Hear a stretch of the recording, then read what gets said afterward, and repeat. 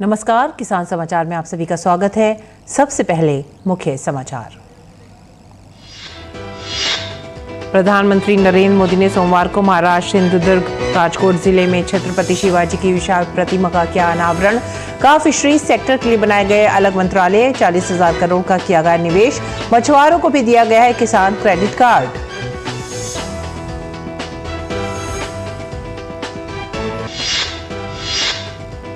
बंगाल की खाड़ी के ऊपर बना गहरे दबाव का क्षेत्र भीषण चक्रवाती तूफान मिशोंग में तब्दील। बापटला के पास नेल्लोर और मछलीपट्टनम के बीच दक्षिण आंध्र प्रदेश तट को पार करने की संभावना। चक्रवाती तूफान मिशोंग होता जा रहा है लगातार तीव्र। चक्रवाती तूफान 90 से 100 किलोमीटर प्रति घंटे की रफ्तार के साथ आगे बढ़ रहा है।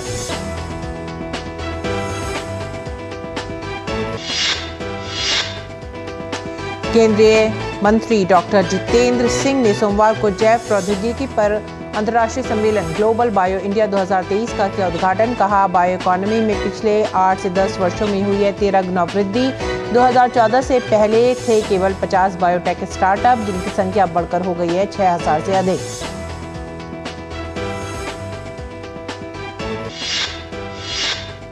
पेट्रोलियम मंत्री हरदीप सिंह पुरी ने सोमवार को राज्यसभा में कहा, भारत ने पेट्रोल में 12% एथेनॉल मिश्रण का लक्ष्य कर लिया है हासिल। सरकार पेट्रोलियम के आयात को कम करने पर कर रही है काम। अभी भी भारत 85% तेल कर रहा है आयात।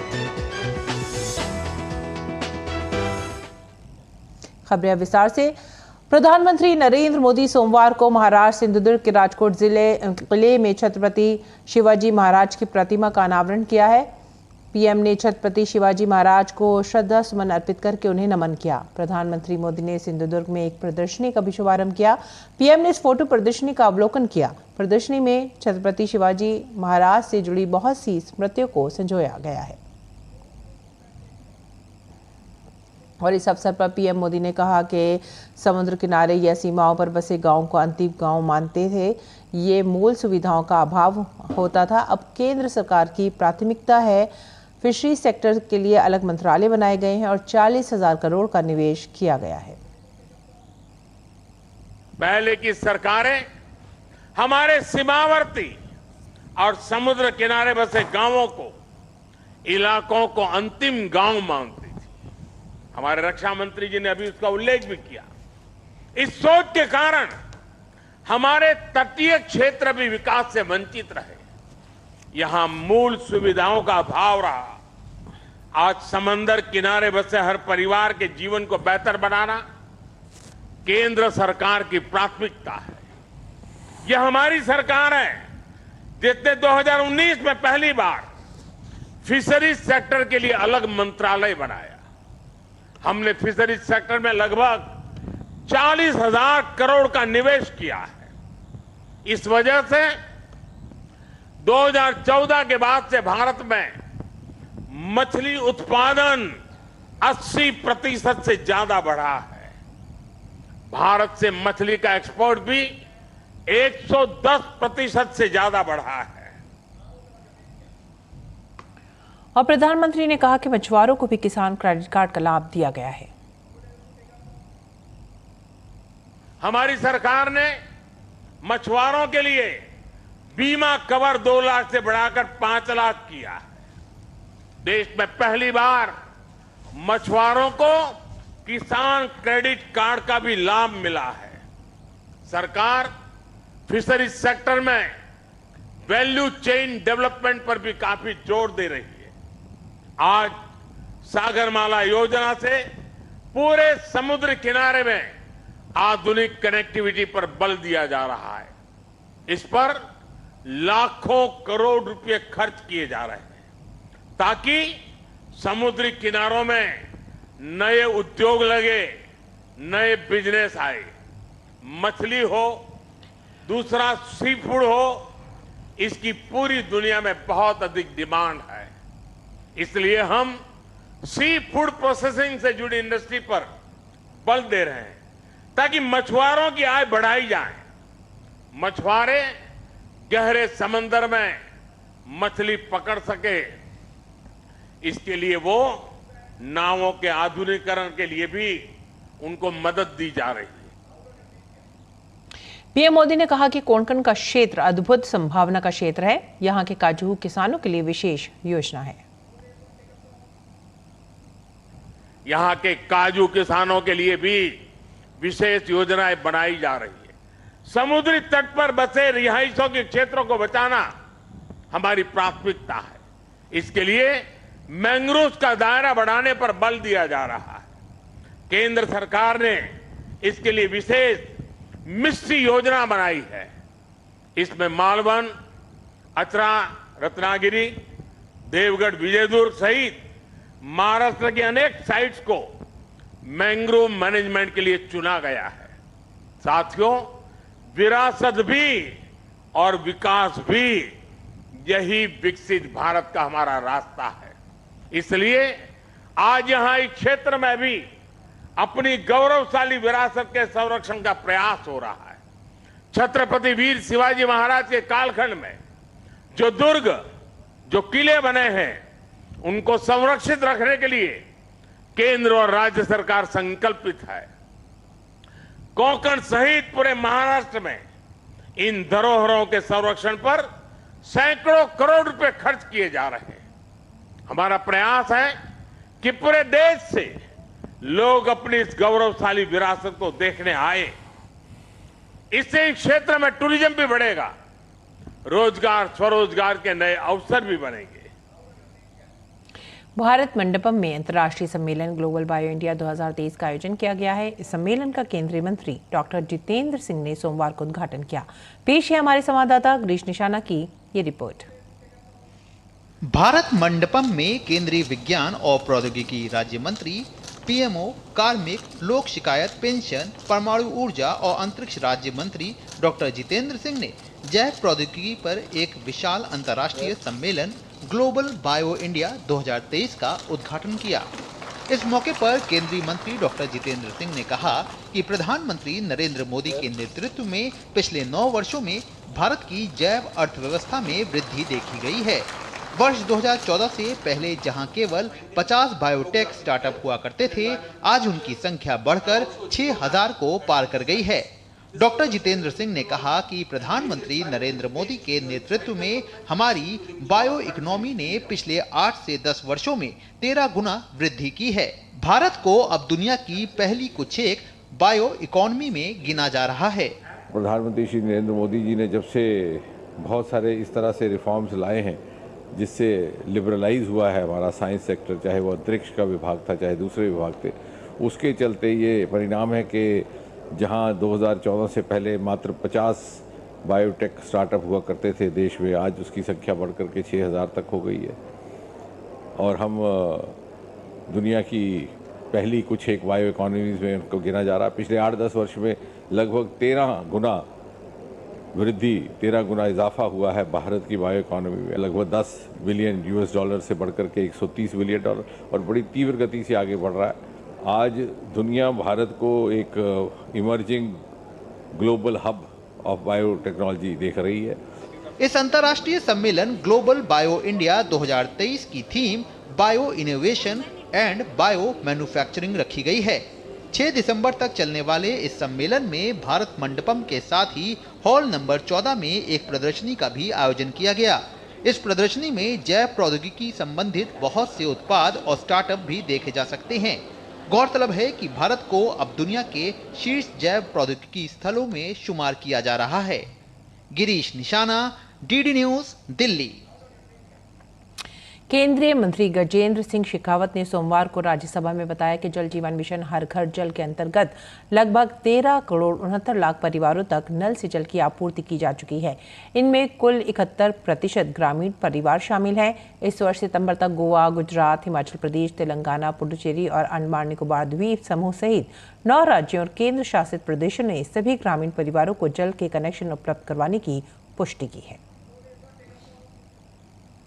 देश भर में 19-20 तक जहां केवल 50 लाख टेस्ट कुल मिलाकर के होते थे पीने का पानी की गुणवत्ता को जांचने का, ये जो व्यवस्था हमने की और देश भर में 23 लाख महिलाओं को ट्रेन करके जो फील्ड टेस्टिंग किट दिए, लेबोरेटरीज के इंफ्रास्ट्रक्चर को बढ़ाने के साथ साथ में पिछले वर्ष में देश में 1 करोड़ 73 लाख से ज्यादा पीने के पानी के टेस्ट हुए हैं और उसके गुणवत्ता को तुरंत जो है, अगर उसमें कोई एडवर्सिटी मिलती है, केवल आर्सेनिक नहीं, इसके अतिरिक्त भी अगर कोई एडवर्सिटी है तो इसको इमीडिएटली एड्रेस करने की व्यवस्था हमने की है। साथ ही साथ में हम अपनी वेबसाइट पे एक सिटीजन्स कॉर्नर भी इस तरह से खड़ा कर रहे हैं, उसकी व्यवस्था हम करने वाले हैं ताकि देश में तुरंत इस तरह की गुणवत्ता के विषय पर समाधान हो सके।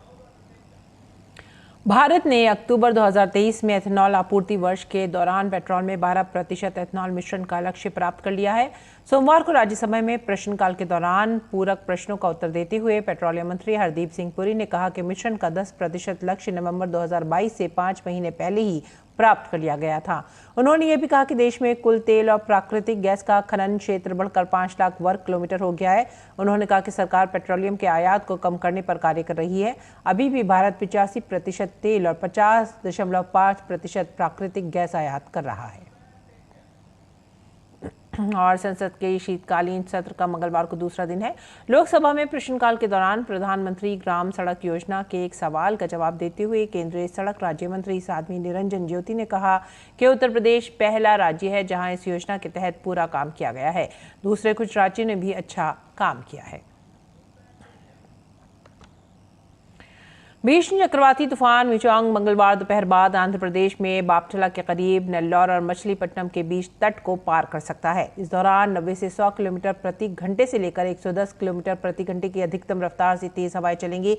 फिलहाल तूफान के असर से आंध्र के रायलसीमा, पलनाडु क्षेत्र और तटीय आंध्र प्रदेश में लगातार भारी बारिश हो रही है। तिरुपति, बापटला, नेल्लौर, प्रकाशम, पलनाडु, गुंटूर, कृष्णा, एनटीआर, एलोरू और तटीय जिलों में भारी बारिश दर्ज की गई है। मछुआरों को निर्देश दिया गया है कि जब तक स्थिति नियंत्रण में न आए वे पानी में न जाएं। इस बीच आंध्र प्रदेश के मुख्यमंत्री वाईएस जगनमोहन रेड्डी ने सभी जिले के कलेक्टर, एसपी और विभिन्न विभागों के अधिकारियों को बापटला तट के पास हर तरह की स्थिति से निपटने के लिए हाई अलर्ट पर रहने का निर्देश दिया है। उन्होंने कहा कि कलेक्टर तुरंत कोई अन्य सहायता भी मांग सकते हैं। सीएम ने कहा कि किसी भी वर्ग के लोगों से कोई शिकायत नहीं होनी चाहिए। भोजन, पानी, स्वास्थ्य जैसी बुनियादी सुविधाएं सुनिश्चित करने के लिए भी जरूरी उपाय किए जा रहे हैं। सीएम ने कहा कि जब पीड़ितों को राहत शिविरों में पीड़ितों को नुकसान के हिसाब से आर्थिक मदद भी दी जाए। और आंध्र प्रदेश के अलावा तमिलनाडु में भी मिचांग को लेकर हाई अलर्ट है। चक्रवात के प्रभाव से सबसे अधिक चेन्नई प्रभावित है। हालांकि अभी बारिश रुकी हुई है, लेकिन रविवार से चिंगलपेट, कांचीपुरम और त्रिवल्लुर में हुई तेज बारिश के कारण कई इलाकों में पेड़ गिर गए। चेन्नई, त्रिवल्लुर, कांचीपुरम और चेंगलपट्टू जिले में सभी स्कूल, कॉलेज और सरकारी दफ्तरों में छुट्टी है। यहां मुख्यमंत्री स्टालिन ने चक्रवात प्रभावित क्षेत्र का निरीक्षण किया। नदियों का पानी उफान पर होने से विशालकाय मगरमच्छ भी सड़कों पर आ गए। इसी तरह का वीडियो चेन्नई के पेरंगलाथूर से आया है, जहां मगरमच्छ शहर की ओर आ गया। इस वीडियो को देखकर पर्यावरण, जलवायु परिवर्तन और वन मंत्रालय की अपर मुख्य सचिव सुप्रिया साहू ने सोशल मीडिया में कहा कि चेन्नई के कई जल निकायों में कुछ मगरमच्छ हैं, जिनमें से एक मगरमच्छ बारिश के कारण बाहर आ गया है। अगर उन्हें उकसाया ना जाए तो कोई हानि नहीं होगी। आगे बढ़ेंगे अगली खबर की तरफ। हरियाणा के मुख्यमंत्री मनोहर लाल ने कहा है कि कृषि क्षेत्र के उत्थान के लिए राज्य सरकार ठोस कदम उठा रही है। नई तकनीक का इस्तेमाल किया जा रहा है, जिसके परिणाम स्वरूप हरियाणा ने इस क्षेत्र में शानदार उपलब्धियां हासिल की हैं। मनोहर लाल सोमवार को हरियाणा कृषि विश्वविद्यालय में वैश्विक खाद्य पोषण सुरक्षा, स्थिरता और स्वास्थ्य के लिए रणनीति विषय पर आयोजित अंतर्राष्ट्रीय सम्मेलन के शुभारंभ के बाद कार्यक्रम को संबोधित कर रहे थे। उन्होंने कृषि महाविद्यालय परिसर में कृषि क्षेत्र में उद्यमिता से संबंधित प्रदर्शनी का अवलोकन भी किया। उन्होंने कहा कि हरियाणा ने कृषि क्षेत्र में शानदार उपलब्धियां हासिल की हैं। यहाँ के कृषि उत्पाद का निर्यात देश व दुनिया के कई देशों में हो रहा है। अब उत्पादन के साथ साथ इसकी गुणवत्ता बढ़ाने के लिए दुनिया के कई देशों के साथ राज्य सरकार द्वारा काम किया जा रहा है। और खेती किसानी के लिए हमेशा से समृद्ध रहा पूर्वांचल अब निर्यात के मामले में बहुत तेजी से आगे बढ़ रहा है।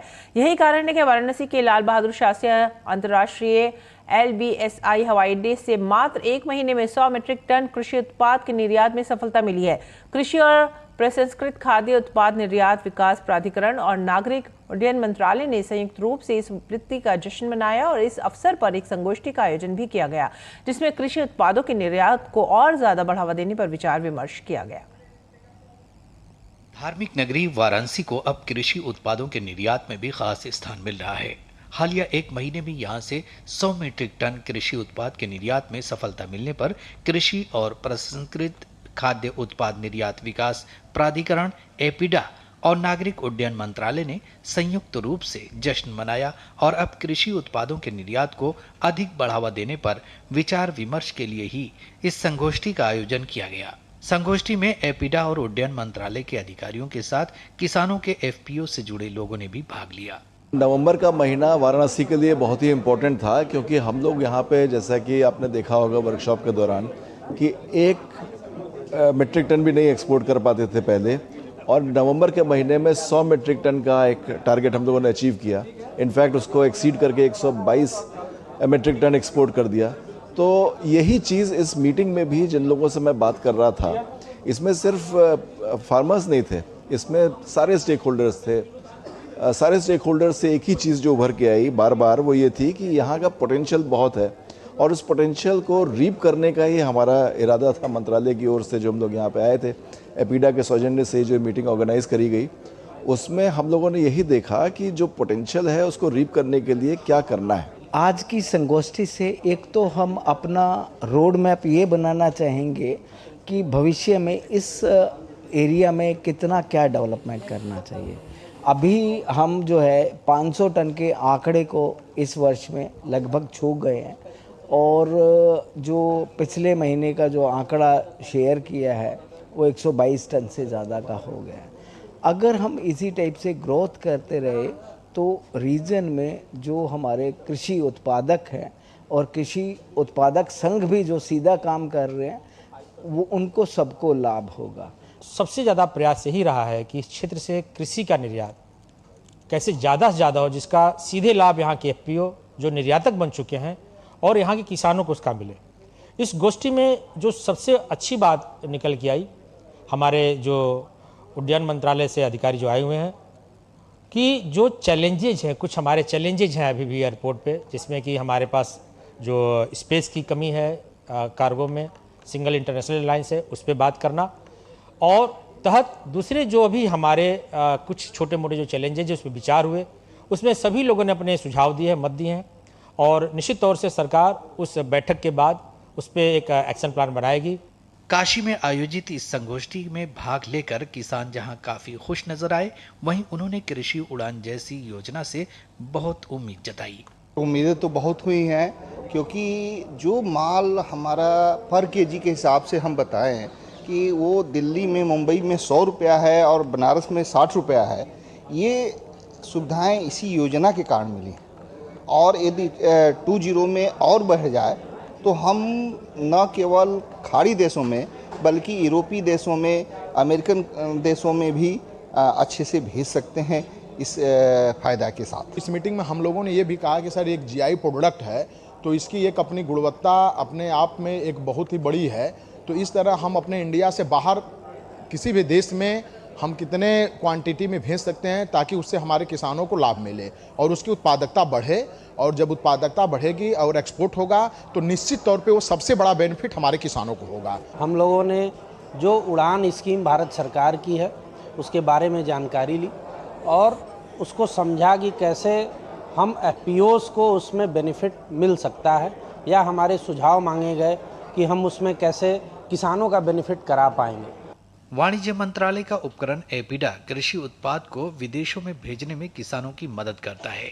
एपीडा के इस प्रयास से वाराणसी और इसके आसपास के जिलों के कृषि उत्पाद विदेशों में भेजे जा रहे हैं। इसी को और सुगम और सरल बनाने और कृषि उत्पाद के निर्यात को बढ़ावा देने पर सुझावों के आदान प्रदान के लिए ही इस संगोष्ठी का आयोजन किया गया। वाराणसी से डॉक्टर हरिकेश बहादुर सिंह गौतम की रिपोर्ट, डीडी न्यूज। और आइए बात करते हैं मंडी भाव की, देखते हैं क्या रहा देश भर की मंडियों में भाव।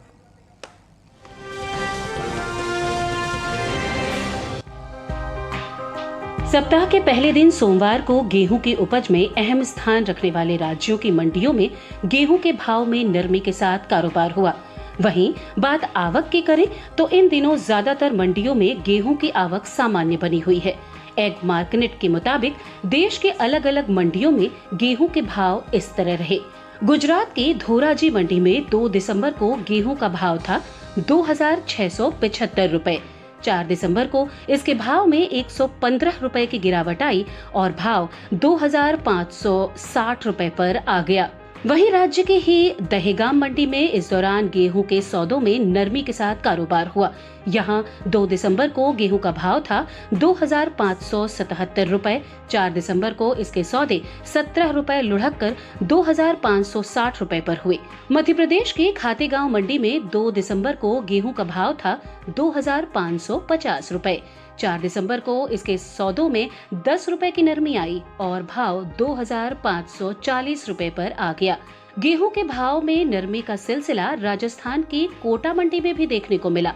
यहां 2 दिसंबर को गेहूं का भाव रहा 2,650 रुपए। 4 दिसंबर को इसके भाव में 50 रुपए की गिरावट आई और भाव 2,600 रुपए पर हो गया। वहीं बात जब उत्तर प्रदेश की मंडियों में गेहूं के भाव की करें तो यहां सप्ताह के पहले दिन यानी सोमवार को लखीमपुर मंडी में गेहूं का भाव रहा 2,480 रुपए। बदायूं मंडी में भाव रहा 2,540 रुपए। पीलीभीत मंडी में गेहूं 2,505 रुपए पर बिका, जबकि राज्य की ही मेहरौनी मंडी में इस दौरान गेहूं के सौदे 2,380 रुपए पर हुए। गेहूं के उपज की बात करें तो इस साल देश में घरेलू स्तर पर रबी गेहूं की पैदावार रिकॉर्ड स्तर पर की जा सकती है, जिसका असर गेहूं के बाजार भाव पर पड़ता दिख सकता है। कृषि मंत्रालय के तीसरे अग्रिम अनुमान के मुताबिक साल 2022-23 के दौरान देश में रबी गेहूं की उपज 1127.43 लाख टन अनुमानित है, जो पिछले साल के उत्पादन की तुलना में 50.01 लाख टन अधिक है। वहीं बीते साल इस दौरान रबी गेहूं की पैदावार 1077.42 लाख टन रही थी।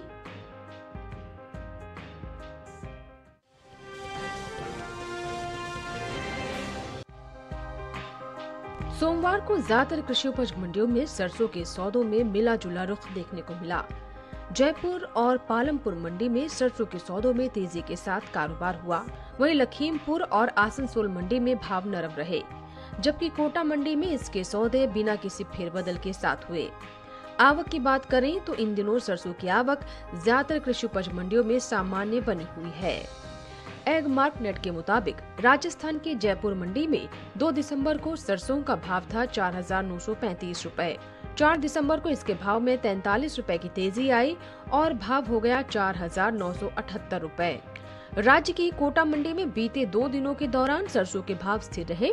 यहां 2 और 4 दिसंबर को सरसों 5,250 रुपए पर बिकी, जबकि मालपुरा मंडी में इस दौरान सरसों के सौदों में मजबूती के साथ कारोबार हुआ। यहां 2 दिसंबर को सरसों का भाव रहा 5,500 रुपए। 4 दिसंबर को इसके सौदे 25 रुपए चढ़कर 5,525 रुपए पर हुए।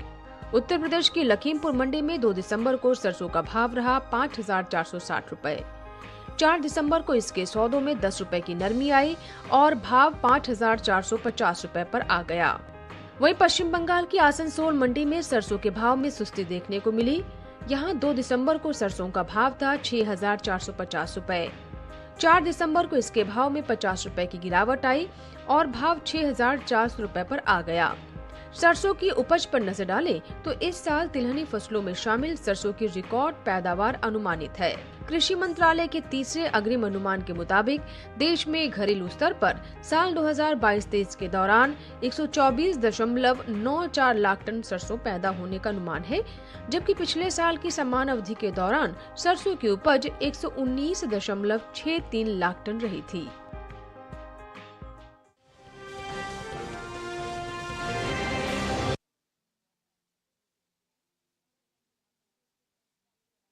कैसे रख सकते हैं अपनी खेती का ख्याल, देखते हैं।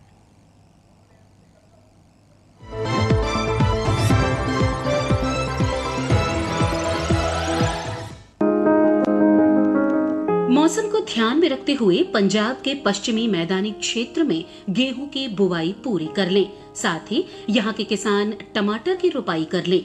पंजाब के पश्चिमी मैदानी क्षेत्र में मूली, शलजम और गाजर की बुआई करने किसान, पंजाब में फूल गोभी की देर से पकने वाली किस्मों की रोपाई कर लें किसान।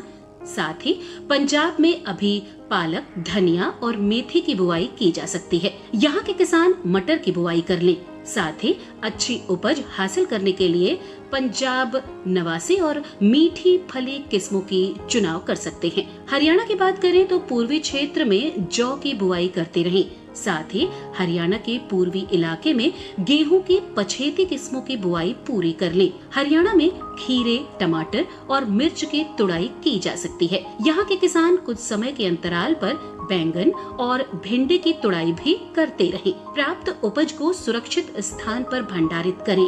हरियाणा में सरसों की बुआई का काम कर लें। साथ ही सरसों की बुआई से पहले किसान बीजोपचार जरूर कर लें।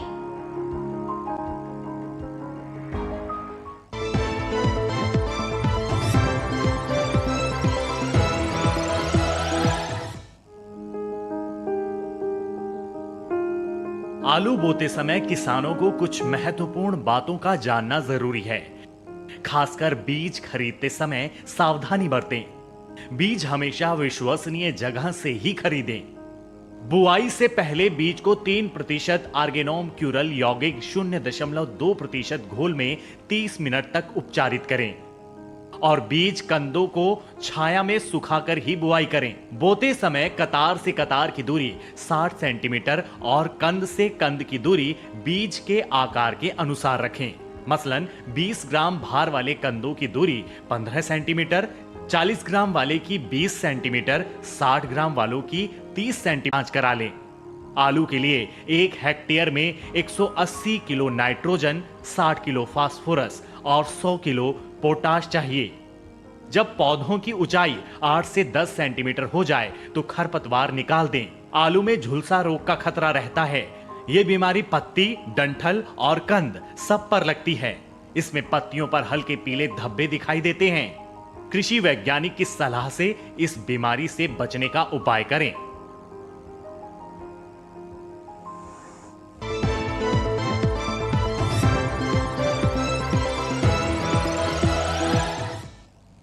और आइए अब जानते हैं कुछ और खबरें। खास खबर में शिवसेना उद्धव ठाकरे गुट सांसद संजय राउत ने कहा है कि बैठक जल्दबाजी में नहीं बुलाई गई है। चुनाव के नतीजे आने से पहले बैठक का आयोजन किया गया था, सभी को जानकारी दी गई थी। केंद्रीय मंत्री अर्जुन राम मेघवाल ने कांग्रेस नेता दिग्विजय सिंह के ईवीएम पर किए गए ट्वीट पर पूछे गए सवाल पर कहा है कि विपक्ष को नकारात्मक मानसिकता छोड़नी चाहिए। केंद्रीय मंत्री अर्जुन राम मेघवाल ने प्रेस वार्ता कर कहा कि गरीब परिवार के लोगों को 5 साल तक मुफ्त अनाज देना पीएम मोदी के गरीबों के कल्याण की प्रतिबद्धता को दर्शाता है। राजस्थान में जनादेश मिलने के बाद मुख्यमंत्री के नाम को लेकर भारतीय जनता पार्टी में गहमागहमी है। पार्टी ने चुनाव से पहले मुख्यमंत्री पद के लिए किसी नाम की घोषणा नहीं की थी और प्रधानमंत्री के चेहरे पर सामूहिक नेतृत्व में चुनाव लड़ा था। मुख्यमंत्री पद के लिए अब पार्टी के करीब 6 नेताओं के नामों की चर्चा है। मिजोरम में सत्ता परिवर्तन हो रहा है। यहाँ विधानसभा चुनाव में मिजो नेशनल फ्रंट को मात देते हुए ZPM यानी मिजोरम पीपल्स मूवमेंट ने स्पष्ट बहुमत हासिल कर लिया है। 40 सदस्यों की विधानसभा में पार्टी को 27 सीटें मिली हैं। देश के अब तक के सबसे बड़े प्रथम सर्वेक्षण पोत संध्या को नौसेना दिवस के मौके पर भारतीय नौसेना को सौंपा गया। कोलकाता के garden reach ship builders and engineers limited ने स्वदेश में बने सबसे बड़े सर्वेक्षण जहाज को नौसेना को सौंपा। 3025 यार्ड का ये जहाज बनाए जा रहे 4 सर्वेक्षण पोतों में से पहला है। इसी के साथ ही आप हमारी पूरी टीम को दीजिए आज्ञा। नमस्कार।